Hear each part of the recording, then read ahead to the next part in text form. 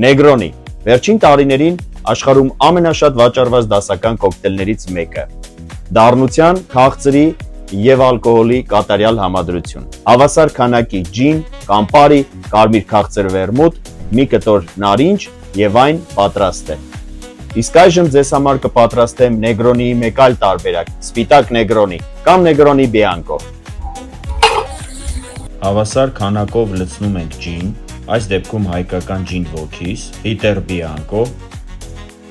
Martini Bianco, մի քանի կաթիլ նարնջի բիտեր